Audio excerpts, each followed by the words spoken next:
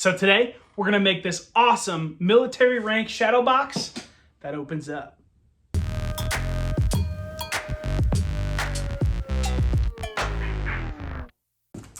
All right, so we're gonna start off with our template. This came from a website called Rasterbation. Yes, I do know what it sounds like. And no, I'm not making that up. You upload your image, you tell it how big you want the image size to be, and it prints out a template for you in the correct sizes on regular 8.5 by 11 sheet of paper. So we're gonna cut these pieces out, assemble it, tape it all together, and then we'll figure out our oak.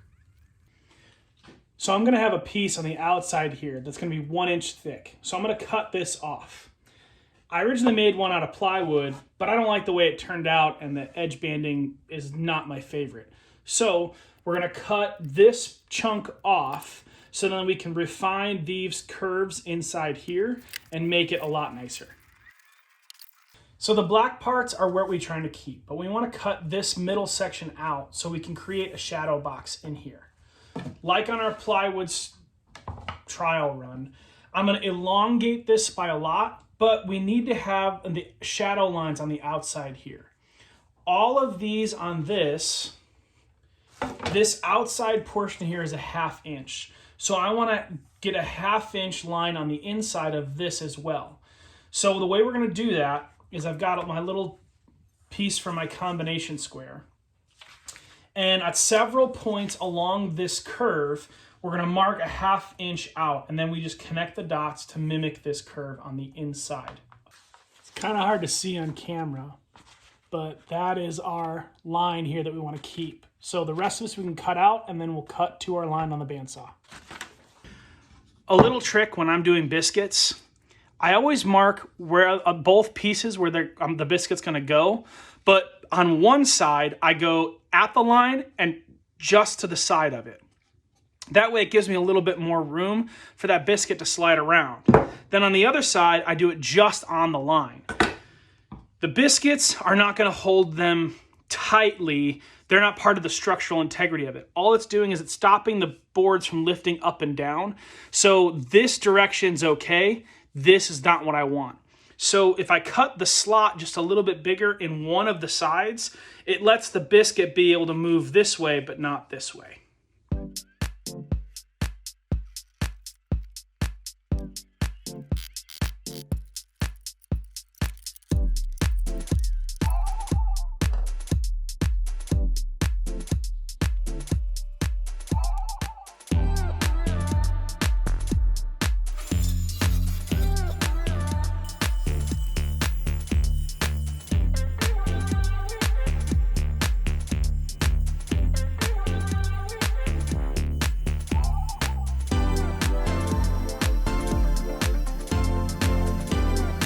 Okay, so we got our profile all done.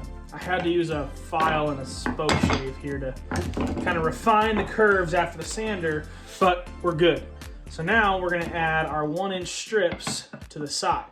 Now down here, I'm gonna use biscuits again, but up here, I'm gonna put dowels in because it's really not wide enough for a biscuit. I don't want the biscuit to be exposed on either side, even though we did cut through 2 of our biscuits on the top. But thankfully it's on the top and no one should notice.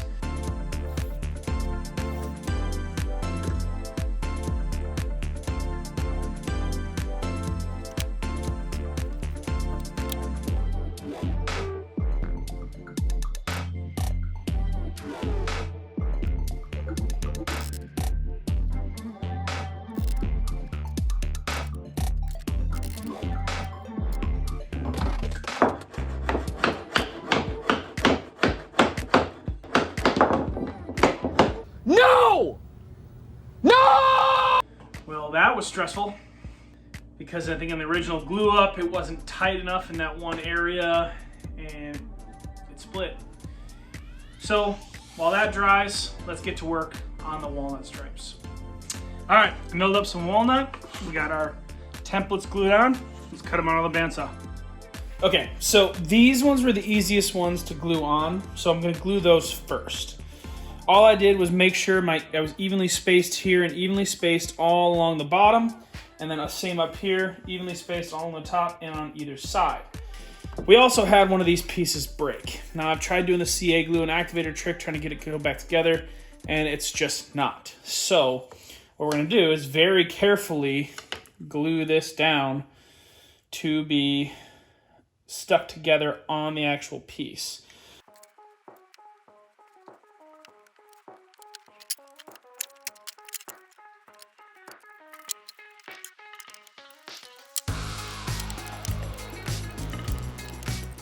Well, if you're human like me, you're not gonna get all of these edges perfect, because I definitely did not. So what I did to fix that, I took a straight edge and I took my combination square. So what I did is I set it to the one that was furthest back, or at least had the least amount of material on the side here. Set my combination square to that depth. Tighten it up. And then what I did is I made sure my straight edge was that distance either end. Marked my line with a pencil, took my marking knife, again, marked that line all the way down on all of the pieces.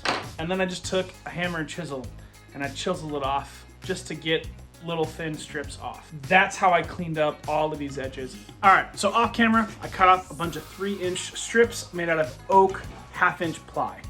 Those are gonna be the actual carcass of our cabinet behind our thing while all that dries. I also, off camera, cut 2 of these at 60 degrees so they meet like this.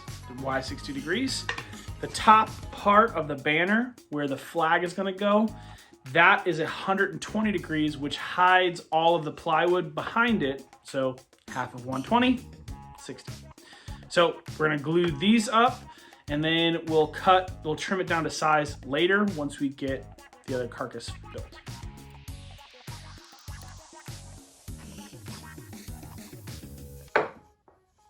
In order to get these at a perfect 90 to meet up with the sides of this cabinet, we gotta cut a 30-degree angle down here. So what I did is set my blade to 60 degrees. And then I put the fence just to where this MDF is gonna be kissing the bottom of the blade.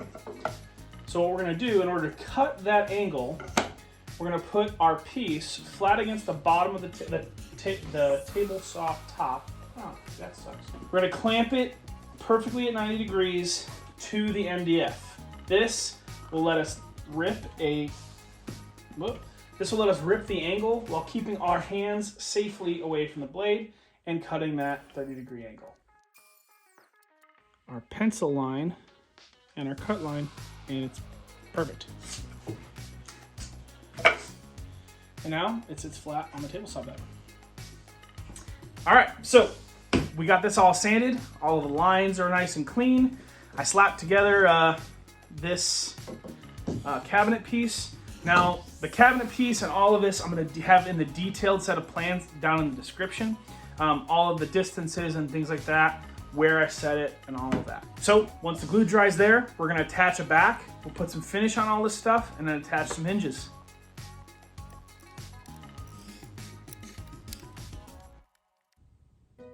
Before we get to the big reveal, I want to stop and say if you like this video so far, hit that like button and subscribe to the channel. I put out project videos every other week, just like this one. But I want to take a second and thank any and all of our military members, either current or retired, for the sacrifices that you have made to protect the freedoms that we have in this country. I am married to a U.S. Army veteran, and I know that it is so true that some gave all and all gave some. So I want to say thank you from the bottom of my heart for going and making those sacrifices to protect the freedoms that we have in this country. Freedoms for me to do this woodworking in my workshop, but also as a youth pastor, my freedom to practice what I believe. So thank you for your service, and thank you for the sacrifices that you've made. I want to say that I'm going to be continuing to pray for you and your families as you continue to make those sacrifices and you continue to protect the freedoms that we so easily take advantage of in this country. Thank you for your service. Now, let's get to that reveal.